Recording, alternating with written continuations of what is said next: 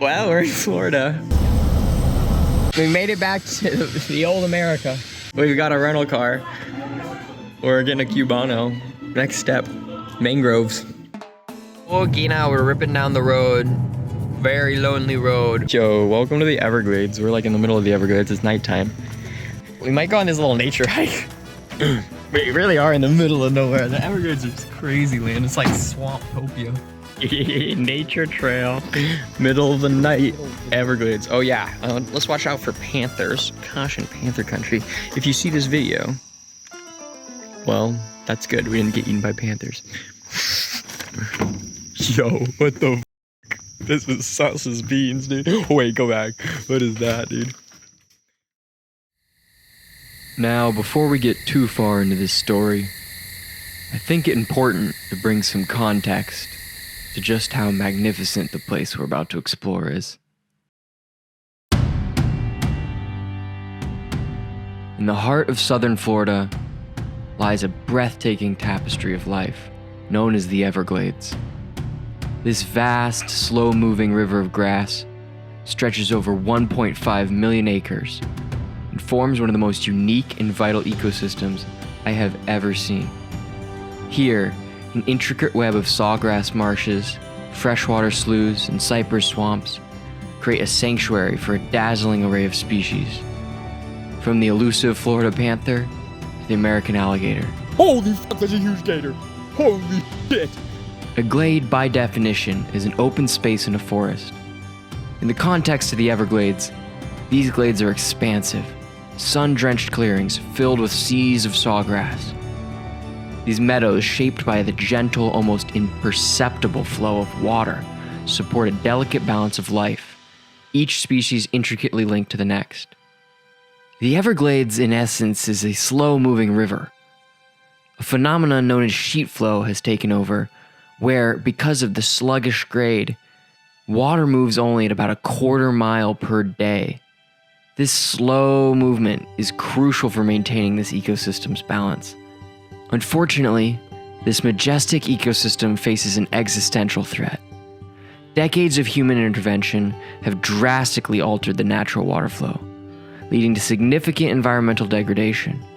Agricultural runoff, urban development, and the construction of canals and levees have all but choked the life out of this fragile paradise. Water that once flowed slowly and steadily from Lake Okeechobee to Florida Bay has been reduced to a trickle, starving the wetlands of the life-giving water they so desperately need. In recent years, however, a beacon of hope has emerged. Concerted restoration efforts are underway to revive the Everglades, aiming to restore its historic water flow and replenish its parched landscapes. Projects like the Comprehensive Everglades Restoration Plan are designed to remove barriers and re-establish natural hydrology, ensuring that pace of clean, fresh water flowing once more through these verdant glades. These initiatives are beginning to bear fruit. Wildlife has been gradually returning, native plants are reclaiming their territory, and the slow, steady pulse of life in the Everglades is once again beginning to beat. Throughout this journey, we'll visit a couple places where we see this with our own eyes. What are these creatures, man? There's some shit up in there.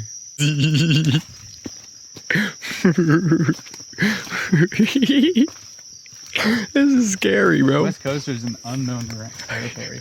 Yeah, we're not scared of bears or anything back home, but what the fuck lives in this forest? Snakes and alligators and... The bears are eating. Oh, hell no, bro. Big spaz spiderweb. Keep going. No, I'm not fucking walking through that. Dude, that thing's huge. Look at this water. Look how pure these things are. Holy f***, that's a huge gator. Holy shit. Holy motherfucking Christ. Wait, let me see the flash. Let me see the flashlight. Oh my god. Holy. What the fuck? That's God, dude. I've seen that. Whoa, bro.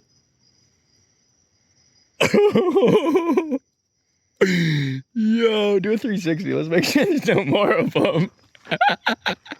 Yo, we've been looking for one all night and it was just chilling there, dude. It's probably like under the bridge, you know? That makes a lot of sense. Oh my god. We are literally in the middle of fucking nowhere, Everglades. And we're having fun doing some alligator spotting. Where is he? He's right. Where's the big boy? Where is he? He was right there. Uh-oh. Bro, that's a big boy. Kind of sketchy standing here. But, yeah, what do we got over here? Fuck that, dude. Don't grab my ass. Oh, wait. Holy shit, it goes deep in I there. saw it on the map. There's a big ass lake that down there. Wow. Listen to that echo. How's it echo? Yeah, let's see the big chonker again. What's up, George? We can go down this rock right here. You literally could stand on that rock. We could go say hi to the swamp puppy. Okay, now we're ripping down the road. Very lonely road. We're in the middle of the fucking Everglades. We're going to the only little city town in the Everglades, Everglades City, the Muskogee Indian Reservation or Native Reservation, which will be pretty sweet. I got a little hotel there, so that'll be fun. And then we'll probably wake up early and head on out, but we'll have to see. We'll play it by ear.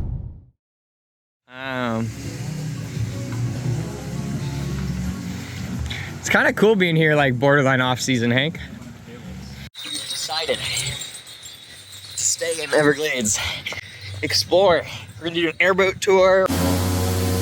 We're gonna go hike to this big old lookout tower.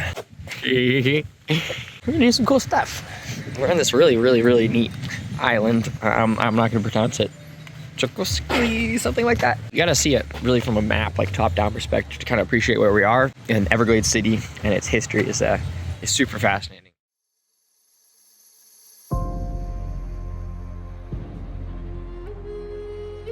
For thousands of years, the Calusa, a powerful indigenous people, thrived in these swamps.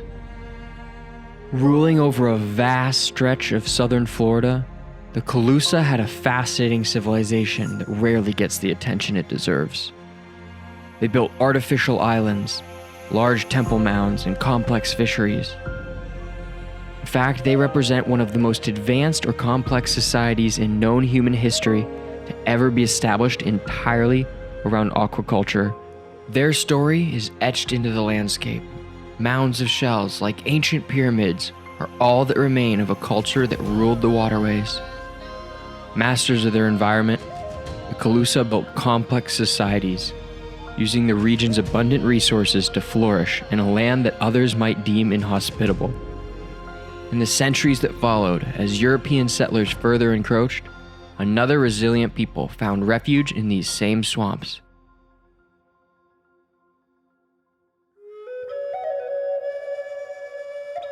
The Seminole, descendants of various Native American tribes, sought sanctuary deep within the Everglades. It was here they waged a series of wars against the United States, resisting removal and adapting to harsh conditions.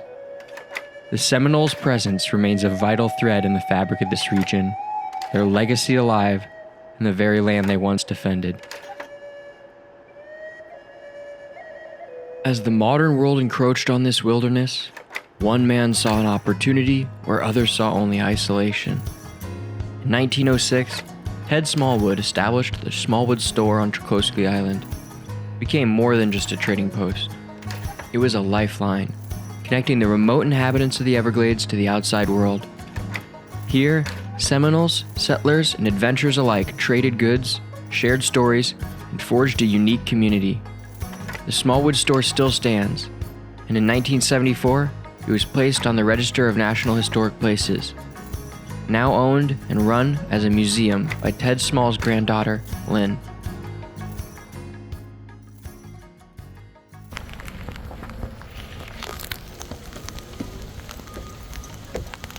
Neat. Super neat.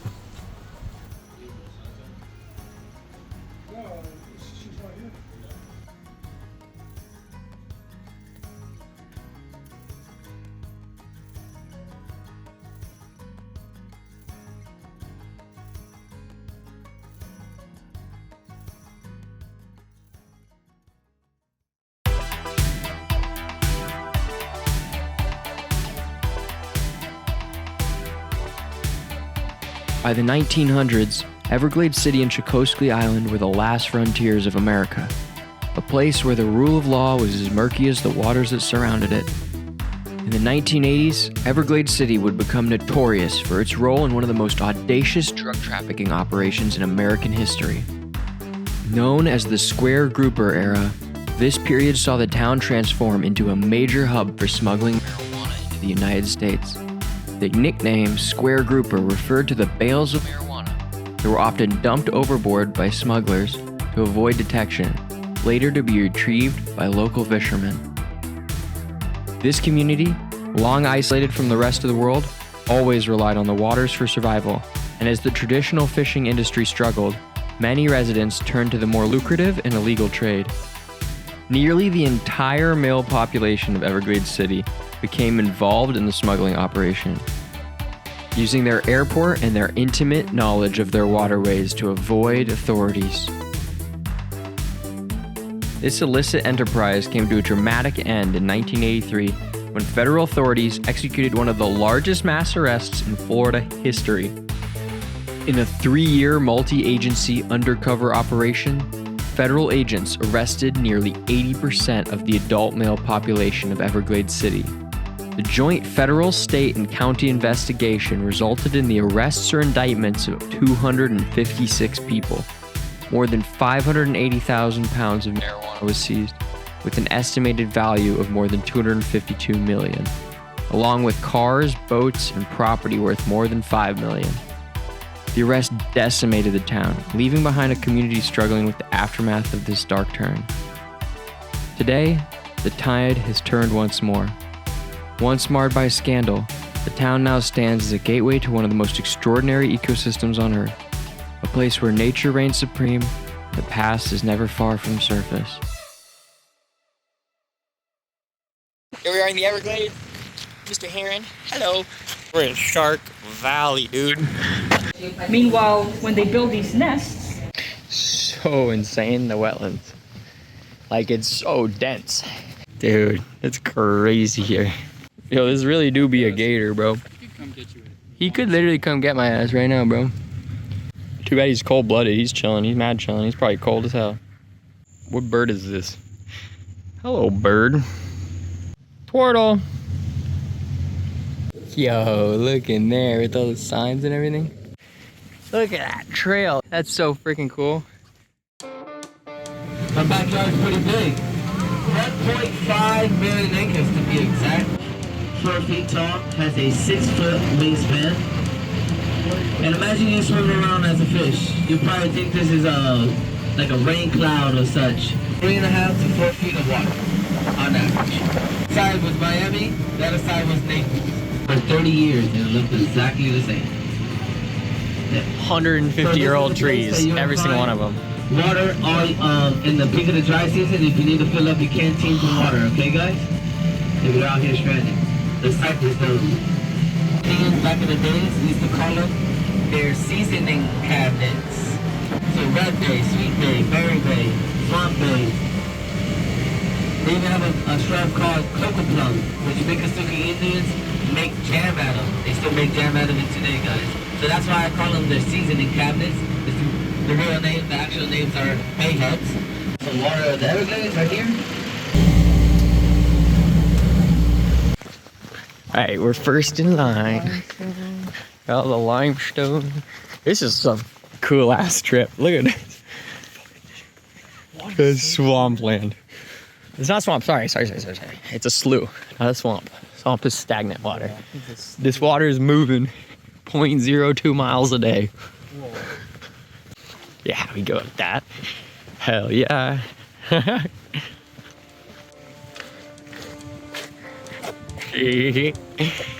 This is cool. Wow.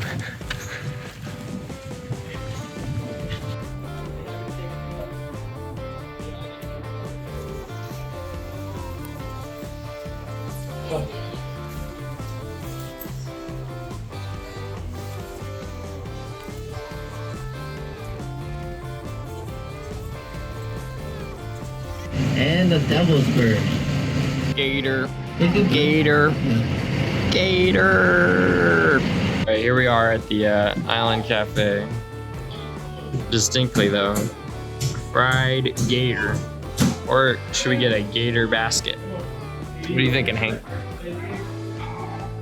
Gator basket. Gator. This is gator. Gator. Let's see if he likes gator. That's tough. It's really tough, but tasty. It's like flavorful. It's pretty good. It doesn't taste like chicken so much. I guess it kind of does. It kind of tastes like chuffed chicken. But that's enough for today. You'll have to tune in next time, where we interview an airboat captain You came from Argentina? before ripping around the mangroves and Everglades, and then head up the coast to explore Fort DeSoto and the beautiful city of St. Petersburg. And if you watched this far and you liked what you see, consider subscribing and helping a smaller channel get monetization. Thanks.